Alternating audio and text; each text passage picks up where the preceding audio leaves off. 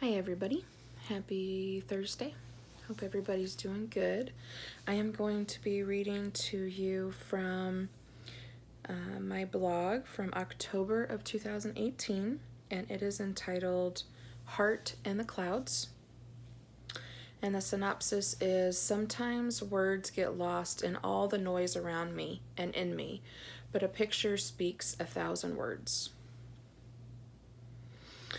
In my last blog, Subtle Sunset, which I did a video on that on Tuesday, reading that blog, I described how God whispers in our lives to help us listen closer. But what about when we feel like He's silent? A conversation with a friend recently got me thinking about God's silence when our prayers go unanswered, or we can't fix a heartbreaking problem. It made me look back at times where I walked through similar things in my own life. Was God actually silent, or was I just not listening? Was He speaking in a way that I didn't recognize His voice? Was He saying something that I couldn't or chose not to hear? I was mulling over those questions in my head while I was on a walk this week, and the song So Will I by Hillsong United came on. I was singing these words. I can see your heart in everything you say, every painted sky a canvas of your grace. If creation still obeys you, so will I. Right at that moment, I looked up into the sky, and there was a break in the clouds that was shaped just like a heart. I took a quick picture of it and kept walking, but having seen that image while singing that song made those words feel so real. To be honest, I rarely ever look up into the sky when I'm walking. I usually have my head down, thinking way too hard about something or just looking straight ahead. I get like that in life, too. Especially when I'm facing hard things or I feel like God's not coming through how I think He should. I just keep walking, keep moving forward, trudging through life with my eyes on my feet. Seeing that heart in the sky made me think that maybe when I've stopped listening, God has to speak in pictures. Sometimes words get lost in all the noise around me and in me, but a picture speaks 1,000 words. That heart in the sky reminded me that God isn't confined by words. He will do whatever He has to do to keep pursuing us, to get our attention, to draw us in and lift our eyes, regardless of how we come to Him. Tears streaming down our face, bitterness in our heart, or anger raging in our mind, if we trust Him just enough to keep looking up, we still may not have the answers or solutions we're looking for, but maybe God's silence is a way to move us away from the search for answers and back to a search for more of Him. I've carried that visual of the heart in the clouds with me in my mind over the last couple of days. That one simple picture has spoken 1,000 words of encouragement, hope, peace, victory, reminding me that God is doing in me what I could never do for myself. As I keep looking for more of Him, He keeps showing up. God is changing me, reshaping me, softening me. He's making me more loving to my daughters and my spouse. God is giving me a voice and the wisdom to know when to use it. He is holding me up when I feel like I'm falling apart. He is using His own creation to speak love to me. There are no words to express exactly how I feel when I see a heart within the clouds that were made by God's own hand. The gratitude, the overwhelming flood of love, the awe-inspired wonder of how such a big, glorious, majestic God who hangs the moon and the sun, places the stars across the night sky, makes sure every creature and living thing is cared for. This same God lifts up my eyes to see His heart on display for me. In that moment, the silence lifts, and I can see Him in my mind bending low to whisper in my ear, "Emily, you are loved and you are cherished." He crouches down like a tender daddy talking to their child. He looks me in the eye and says, "Emily, you are seen, you are known, and you are wanted." God is speaking the same words over you today. You are seen, You are known and you are wanted. He is waiting for you to lift your eyes and see his heart on display, to tell you that you are loved, you are cherished, and you are wanted. Keep looking up. So that's my blog for today. And I think I have said this in previous videos, but I don't remember every blog that I've ever written. I mean, I remember, general concepts, and I remember this happening, but I had forgotten that I wrote this at the end about, God bending low to whisper in my ear. And that is such a tender moment between me and God, and it happens a lot, and it happens pretty frequently when I'm on my walks, because I am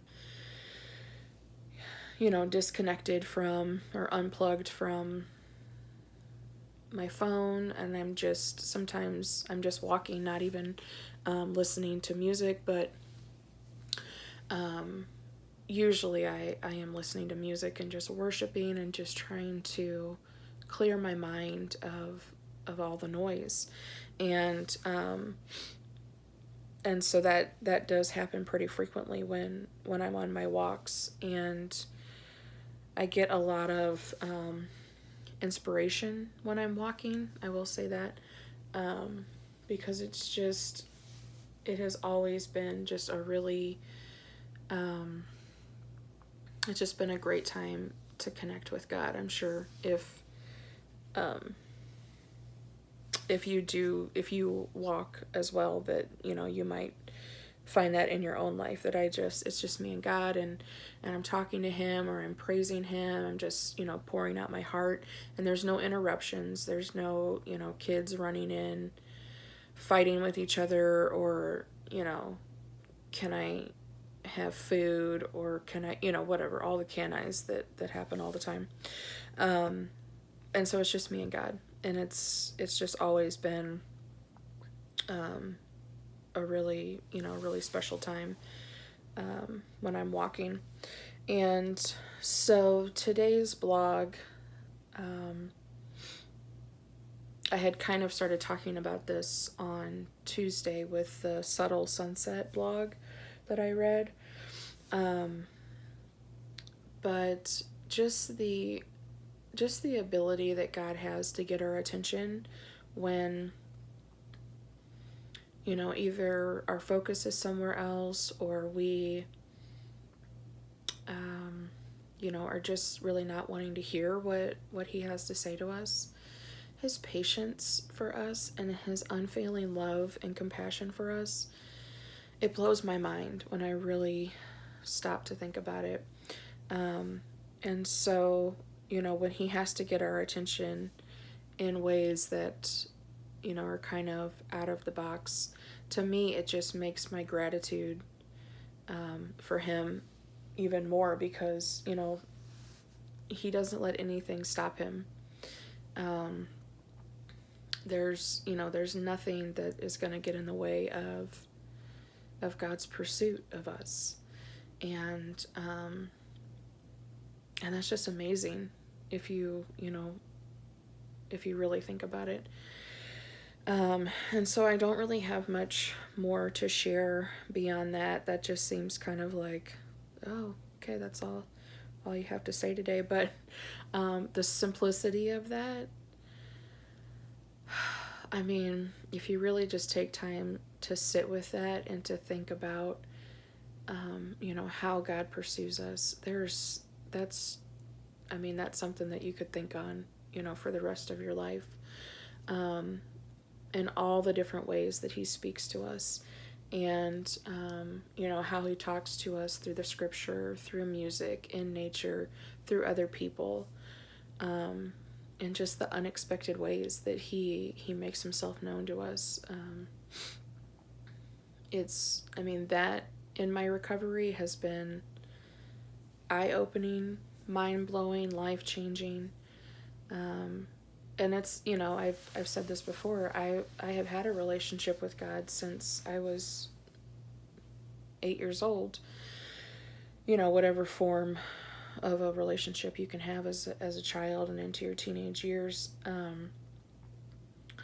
But within the last 2 years, this stripping away of everything that I thought I knew about God, everything I thought I knew about myself, and just being open to allowing God to speak truth to me. It has really taken my relationship with Him to a much deeper level, and I have more faith in Him and more trust. And I used to beg God, like, give me a love for you that, how did I used to say it? Like, I wanted a love that was stronger than everything that was pulling me away from God. And I finally have that. And so it came in a way that I wasn't expecting, just like, I'm talking about with this blog, that it came through this process of just surrendering everything that I've been struggling with, everything I thought I knew, all the things, that I had kind of built my life upon. And once we take that place of true surrender, God can do a whole lot with that. And He's definitely doing that in my life. And I'm grateful for that. So if you are in that same place, maybe at the beginning of a surrender like that, or you haven't quite yet made a decision to surrender, in, whatever struggle you're facing, I would just encourage you to, definitely ask for people, in your life that will pray for you and talk with you. But